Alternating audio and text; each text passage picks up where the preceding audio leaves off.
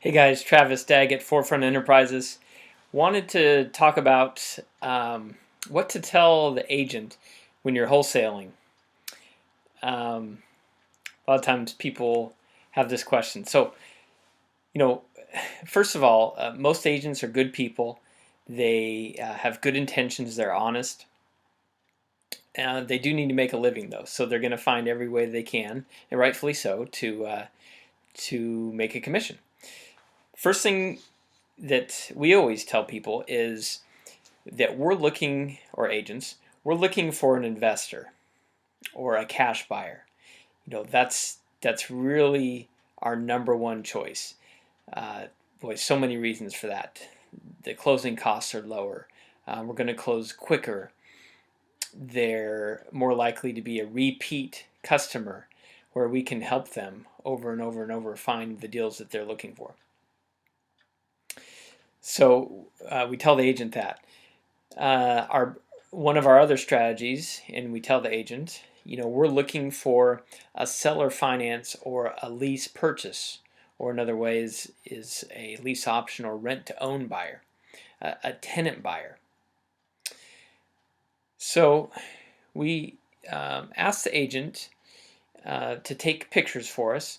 So generally 20 to 30 pictures, and some agents are better than others at taking pictures.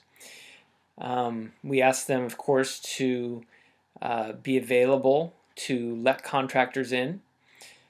Every agent's different. Some agents want to be there for the contractor. Some just want to open the door for them and then they'll leave. Other agents are fine with giving the contractor the key or the code for the property. So everybody's different. But our contractors are going to need access so that we can get those repair estimates. Otherwise, it's not going to work. Of course, we need the agent to show the property for us, and we do everything we can, and I encourage you to do the same, to protect our agent's time. So most of the time, we only schedule a showing or have someone that wants to look at the property schedule it with the agent after they've driven by the property. Now that's if they're local. If they're not, of course, we don't require that. But if they're not, or either way, I asked them, have you looked at our website? Have you looked at the pictures? Have you looked at the repair estimates? Have you looked at the ARV appraisal? Have you looked at the comps? Make sure they're serious.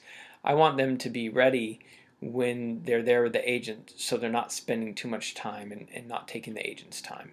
And the agent will appreciate that, and that should be a good relationship. Sign. If the agent is not going to list the property for us, then we ask them, hey, after you pick up your check, when you go to take your sign down, your lockbox off, would you mind just putting our sign up and our lockbox on? And of course, we can send them a lockbox or just pay them for one of theirs, and we can send them a sign too. That's if we're going to market it ourselves.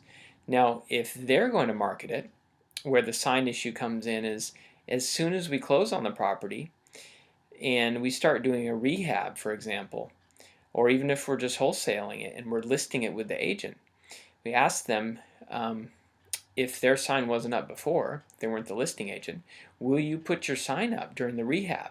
That'll generate interest in itself. Ideally, we want multiple people, multiple offers before the rehab is done. Of course, we can pay the agent to find a buyer. If they're not the broker, if they are the broker, this works. So we can pay them really whatever we negotiate, $1,000, $1,500, $2,000, even $3,000 if the deal is big enough to find us a buyer, even if they're not the listing agent or we're not using an agent at all on the property, or it's not on the MLS. You can even do profit sharing. We've done that with agents. Again, if they're the broker, you can do a profit share. It could be 25%, 30%. I wouldn't share more than 50%. But with the right agent, right relationship, a good buyer that they bring you, that could work. You want to build a relationship with the buyer directly. That's really the key for building a loyal buyer. So an agent, potentially, if they're just bringing you buyers, it's really hard to develop that relationship.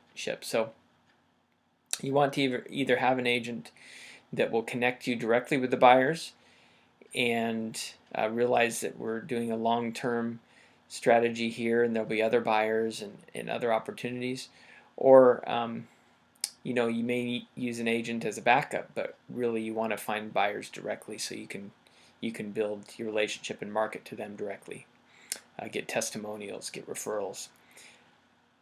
Much easier to get multiple deals or sell multiple deals to an existing buyer than to go out and find a new buyer every time. In fact, it's 10 times harder and more expensive to find a new customer than it is to keep an existing customer, which is true in any business. Real estate investing is certainly no exception.